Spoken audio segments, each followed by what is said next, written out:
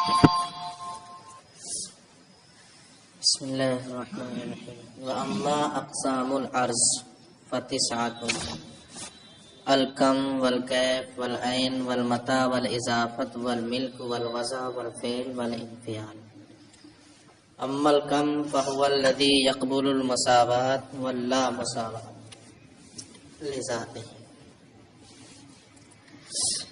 گفتگو جوہر اور عرض کے بیان میں شروع کی تھی. جوہر کے بارے میں اس کی تمام اقسام کے ساتھ تفصیل کل پڑھ لی. آج دوسری قسم یعنی عرض کی اقسام کو بیان کرتے ہیں. عرض کی 9 قسمیں یہاں پر شمار کرائیں. کون کون سی ہیں وہ؟ کم، کیف، عین، متى، اضافت، ملک، وضع، فعل، انفعال. اب بالترتیب ہر ایک کی تعریف و تفصیل بیان کرتے ہیں. کم کسے کہتے ہیں؟ کہتے ہیں کم وہ عرض ہے جو مساوات یا لا مساوات کو قبول کرے. مساوات کا مطلب ہوتا ہے برابری. جب مساوات کا مطلب برابری ہے تو لا مساوات کا مطلب برابری نہ ہو، یعنی زیادت و نقصان، کمی اور زیادتی. اور کم مقدار کو کہتے ہیں، یہ بھی یاد رکھو. کم کسے کہتے ہیں؟ مقدار. کتنی، یہ کم مطلب کتنا، کتنی، یہ سب کیا ہے؟ مقدار ہے. یہ واضح ہے کہ جب ایک کم کی نسبت آپ دوسرے کم کی طرف کریں گے، یعنی ایک مقدار کی نسبت دوسری مقدار کی طرف کریں گے تو یا تو برابر ہوں گی، دونوں کی دونوں کیا ہوں گی؟ برابر ہوں گی. یہ کیا ہوگا؟ مساوات. یا برابر نہیں ہوں گی بلکہ ایک زیادہ ہوگی اور دوسری کم ہوگی تو یہ لا مساوات ہو جائے. ہو گیا کہ نہیں ہو گیا؟ تو کوئی بھی کم ہو وہ مساوات یا لا مساوات کو قبول کرے گی. وَيَنْقَسِمُ إِلَى مُنْفَصِلٍ وَإِلَى مُتَّصِلٍ. کم کی 2 قسمیں ہیں، کم متصل اور کم منفصل. کم منفصل کسے کہتے ہیں؟ کم منفصل متصل سے ہو. کم متصل وہ ہے، کم منفصل وہ کم ہے، پہلے منفصل ہی ہے نا. کم منفصل وہ کم ہے جس کے اجزاء کے درمیان کوئی حد مشترک نہ ہو. کوئی حد مشترک نہ ہو بلکہ حدیں الگ الگ ہو جائیں. اس کو کیسے سمجھو گے؟ اصل میں حد کہتے ہیں ایسی چیز کو دونوں جزوں کی طرف اس کی نسبت ایک ہو. کسی بھی چیز کے دونوں جزوں کی طرف نسبت کیا ہو؟ ایک ہو. اسے کیا کہتے ہیں؟ حد، حد مشترک. اور کم منفصل جس کے اجزاء کے درمیان کوئی حد مشترک نہ ہو. اس کو مثال سے ایسے سمجھو. مثلا 10 ہے. کیا؟ 10. ہم نے اس کو آدھا آدھا بانٹ دیا، 2 جگہ 5-5 ہو گیا. جب 2 جگہ 5-5 ہو گیا تو جو ایک نصف ہے اس کا منتہا کیا کہلائے گا؟ 5واں کہلائے گا کہ نہیں کہلائے گا؟ جب 10 کو 2 جگہ کر دیا 5-5 تو جو ایک نصف کا منتہا ہے تو وہ کیا کہلائے گا؟ 5واں. اور دوسرے نصف کا مبتدا کیا کہلائے گا؟ 5واں یا چھٹا؟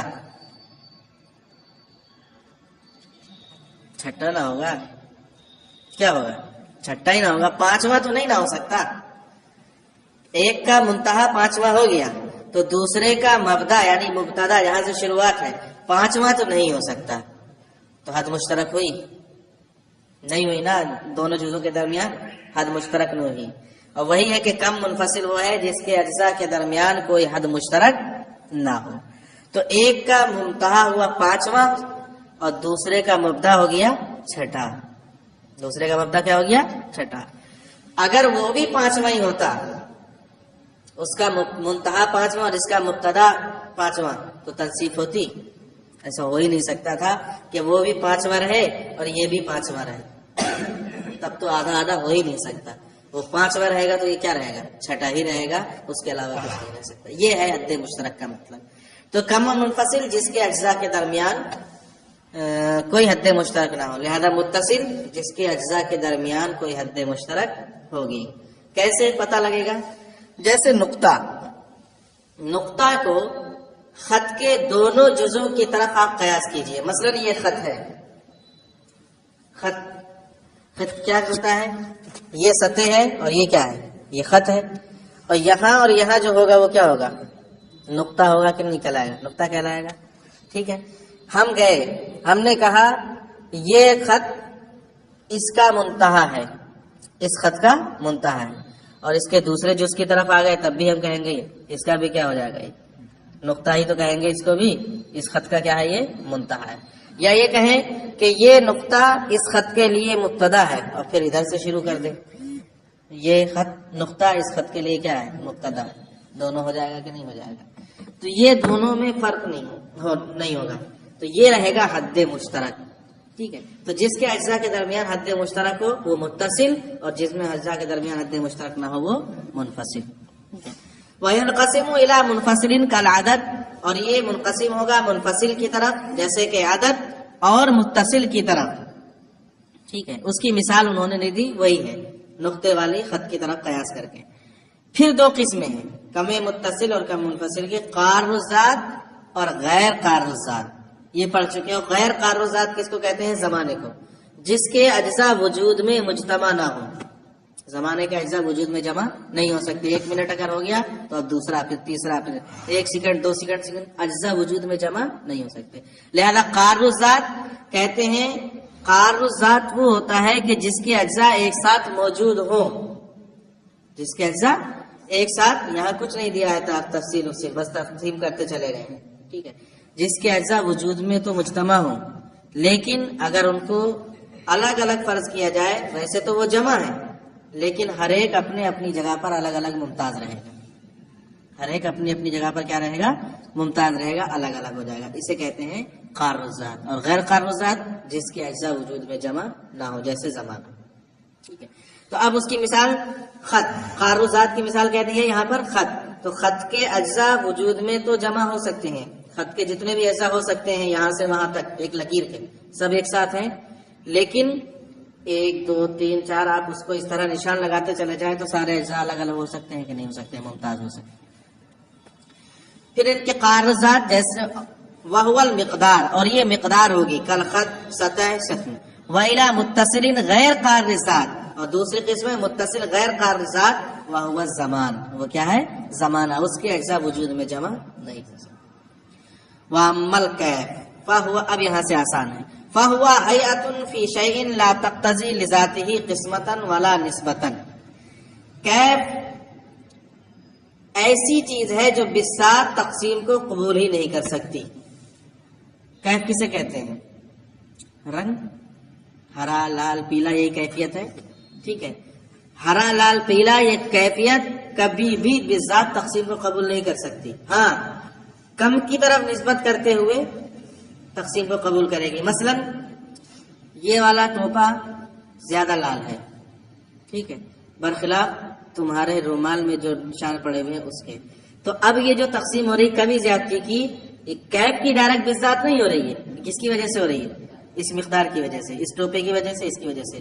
کیف جو ہے رنگ، وہ بس اپنی ذات پر برقرار ہے، وہ کسی صورت میں بھی تقسیم کو قبول نہیں کر سکتا۔ فَهُوَ هَيْئَةٌ فِي شَيْءٍ لَا تَقْتَضِي لِذَاتِهِ قِسْمَةٌ وَلَا نِسْبَةٌ، یہ ایسی حیات ہے کسی بھی شے میں جو بذات نہ تو تقسیم کو قبول کر سکتی ہے اور نہ ہی نسبت کو قبول کر سکتی ہے۔ وَيَنْقَسِمُ إِلَى كَيْفِيَاتٍ مَحْسُوسَةٍ، کیف کی 4 قسمیں، کیا قسمیں ہوں گی؟ کیفیت محسوسہ، کیفیت نفسانیہ، آگے آ رہی ہے 2 اور، پہلے یہ 2 پڑھو۔ کیفیت محسوسہ یعنی ایسی کیفیت جس کا ادراک حواس ظاہرہ سے ہو، حواس ظاہرہ میں سے کسی ایک سے ہو، جیسے رنگ، بو، مزہ، ٹھیک ہے، یہ ساری چیزیں۔ حرارت، برودت، یہ کس سے ہوگا؟ حواس ظاہرہ سے ہوگا کہ نہیں؟ اور یہ سب کیفیتیں ہیں، حرارت، برودت، مزہ، ذائقہ، رنگ، یہ سب کیا ہیں؟ کیفیتیں ہیں۔ کیفیات محسوسۃ، پھر اس کی بھی 2 صورتیں ہیں، کیفیت محسوسہ راسخہ، کیفیت محسوسہ غیر راسخہ۔ راسخہ جو بالکل واضح ہو، راسخ ہو چکی، جیسے شہد کی مٹھاس، جیسے کہ شہد کی مٹھاس ختم نہیں ہونے والی نہ ہے، راسخ ہے کہ نہیں ہے، برقرار رہنے والی ہے کہ نہیں. پانی کا نمکین ہونا ہے یا نمک کا نمکین ہونا، یہ ختم ہو جائے گا کبھی نہیں. اور غیر راسخہ جو راسخ نہ ہو، جیسے شرمندگی کی چہرے پہ جو سرخی ہوتی ہے، آدمی شرمندہ ہوتا ہے تو چہرہ کیا ہو جاتا ہے، اور خوفزدہ ہو جاتا ہے تو چہرہ پیلا پڑ جاتا ہے، لیکن یہ راسخ رہتی ہے، ختم ہو جاتی ہے. تو محسوسہ، لیکن محسوسہ ہے کہ نہیں؟ دونوں محسوسہ ہے. ایک کا ذائقے سے پتہ چلے گا، ایک کا آنکھ سے پتہ چلے گا. وَمُلُوحَةُ مَاءِ الْبَحْرِ، جیسے کہ شہد کی مٹھاس اور نمکین سمندر کے پانی کا نمکین پن. اور غیر راسخہ جیسے شرمندگی کی سرخی اور خوف کی زردی. وَإِلَىٰ کیفیات نفسانیہ، دوسری قسم ہے کیف کی، کیا؟ کیفیات نفسانیہ. کیفیات نفسانیہ کیا ہے؟ اس کے بارے میں کہتے ہیں کیفیات نفسانیہ ایسے ہیں کہ اگر ابھی وہ کسی شے میں راسخ نہ ہوئے ہوں، نفس کے اندر راسخ نہ ہوئے ہوں، تو انہیں کہا جائے گا حالات. ایک بچہ پیدا ہوا، ابتدائی خلقت ہوئی، اس کی پیدائش ہوئی، کیا وہ لکھنا جانتا ہے، پڑھنا جانتا ہے؟ ابھی لکھنا پڑھنا اس کے لیے اس کے حالات ہیں. لیکن بڑا ہو کر جب وہ لکھنا پڑھنا سیکھ گیا، آ گیا، اب یہی حالات بدل کر کیا ہو جائیں گے؟ ملکات. اب اس کو ملکہ حاصل ہو گیا، لکھنے کا، پڑھنے کا. تو جب تک ابتدا میں ہے، ابھی راسخ نہیں ہوئے، تو وہ کیا کہلائیں گے؟ حالات. اور جب وہ راسخ ہو جائیں تو وہی کیا ہو جائیں گے؟ ملکات. تو دوسری قسم کیفیات نفسانیہ کہتے ہیں وہی حالات کل کتابت فی ابتداء الخلقت. اب اس کی بھی دو قسمیں ہو گئی، حالات اور ملکات. کہ جب تک ابتدائی خلقت میں ہے، جیسے کہ کتابت، تو یہ حالات ہیں. اور وہ ملکات کل کتابت بعد الرسوخ والعلم وغیر ذالک، کہتے ہیں اور راسخ ہونے کے بعد کتابت اور علم وغیرہ یہ سب کیا بن جائیں گے؟ پھر ملکات بن جائیں گے. تو جب تک نفس میں راسخ نہیں ہے تو وہ حالات، اور جب وہی حالات نفس میں راسخ ہو جائے تو وہی کیا ہو جاتے ہیں؟ ملکات. کہا جاتا ہے نا مجھے اس کام کا ملکہ حاصل ہے، یعنی اب مجھے مکمل ہو جائے. وَإِلَىٰ کیفیات استعدادیت، صلاحیت ہونا. استعداد کا مطلب کسی چیز کی قابلیت ہونا، صلاحیت ہونا. یہ بھی قسم ہے اس کی، کیفیات استعدادیہ. استعداد بھی دو طرح کی ہوگی، اس کی بھی دو قسمیں. ٹھیک ہے. ایک استعداد وہ ہے جو دوسرے کے اثر کو قبول کرنے کی ہو، دوسرے کے اثر کو قبول کرنے کی استعداد، صلاحیت. جیسے نازکی، لاغری. جب انسان نازک طبیعت کا ہوتا ہے تو ہلکی سی ہوا سے بھی کیا ہو جاتا ہے؟ اس کو زکام اور بخار ہو جائے گا کہ نہیں ہو جائے گا؟ قبول کر لیا کہ نہیں قبول کر لیا؟ نرم طبیعت کیا ہے؟ یہ نرم طبیعت. تو دوسرے کے اثر کو قبول کر لیا. اور دوسری استعداد ہے دوسرے کے اثر کو قبول نہ کرنے کی قوت، یعنی مضبوطی، صلابت. اسے کیا کہیں گے؟ سختی. جوان آدمی ہے، اتنی آسانی سے ٹھنڈ کے اثر کو وہ نہیں مانے گا، لیکن بوڑھا ہے تو ایسی ٹھنڈ میں کیا حال ہوگا اس کا. ٹھیک ہے. تو وہ جو بوڑھا ہے، لاغری نے اب اس کو اس لائق کر دیا ہے، اس جگہ پہنچا دیا ہے کہ وہ کسی بھی اثر کو کیا کرتا رہے گا؟ قبول کر لے گا. لیکن یہ جوانی ہے، کچھ بھی آئے گا ہمارے سامنے، ہماری قوت اس کو کیا کرتی رہے گی؟ دفع کرتی رہے گی. سخت. دیکھو نحو الدفع، ایک قسم ہوئی دفع کا صلابت، جیسے کہ سختی. اور نحو الانفعال، دوسری قبول کرنا، جیسے کہ نرمی. دوسرا کیا ہے؟ انفعال. تو ایک ہوئی دفع، ہٹانے کی قوت، اور دوسری ہوئی انفعال، قبول کرنے کی سبب، جیسے نرمی. اسی کی مثال میں نے دی تھی نازکی، لاغری. وَإِلَىٰ کیفیات مختصۃ بالکمیات، اور کیف کی چوتھی قسم ہے وہ کیفیات جو مقدار کے ساتھ خاص ہوتی ہیں. کس کے ساتھ خاص ہوتی ہیں؟ مقدار کے ساتھ. آپ مثال کے طور پر، اب وہ مقدار متصل ہو یا منفصل اس سے مطلب نہیں ہے. مثال کے طور پر یہ کتاب ہے یا یہ ہے، یہ کیا مقدار ہے کہ نہیں ہے؟ یہ کیا ہے؟ مثلث ہے، مربع ہے، مسدس ہے، مخمس ہے، کیا ہے؟ مربع. تو مربیت یہ اس کی ایک کیفیت ہے. یہ کس کو عارض ہو رہی ہے؟ مقدار کو کمیات کے ساتھ خاص ہو رہی ہے کہ نہیں ہو رہی ہے؟ یا آپ نے کچھ اور لے لیا، مثلث کوئی مقدار ہے، تو اب ہم اس کو کیا کہیں گے؟ مثلث بولیں گے کہ نہیں؟ یہ جو مثلثیت یہ اس کو عارض ہو رہی ہے، اسی کا کیا نام ہے؟ کیفیت. ٹھیک ہے. کل مثلثیت والمربعیت والزوجیت والفردیت، جڑواں ہونا، تنہا ہونا، مثلث ہونا، مربع ہونا، یہ ساری کی ساری ایسی کیفیات ہیں جو خاص ہیں کس کے ساتھ؟ کمیات کے ساتھ، مقدار کے ساتھ. وَأَمَّا الْعَيْنُ، ختم ہو گئی چاروں قسمیں اس کی. عین فَهُوَ حَالَةٌ تَحْصُلُ لِلشَّيْءِ بِسَبَبِ حُصُولِهِ فِي الْمَكَانِ. عین اس حالت کو کہتے ہیں جو کسی شے کو کسی مکان میں حاصل ہونے سے حاصل ہو. عین کا معنی کیا ہوتا ہے؟ مکان ہی نہ ہوتا ہے، تو اسی سے اس کی تعریف ظاہر ہے. جو کسی شے کو کسی مکان میں پائے جانے سے حاصل ہو اسی کو کیا کہیں گے؟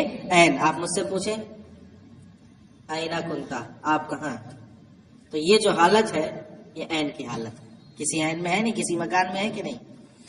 وَأَمَّا الْمَتَاعُ، متا وہ حالت ہے جو کسی شے کو کسی زمانے میں حاصل ہونے کی وجہ سے عارض ہو.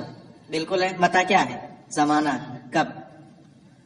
اما الاضافت فہی حالت نسبیت متکررۃ، یہ حالت نسبیہ متکررہ ہے.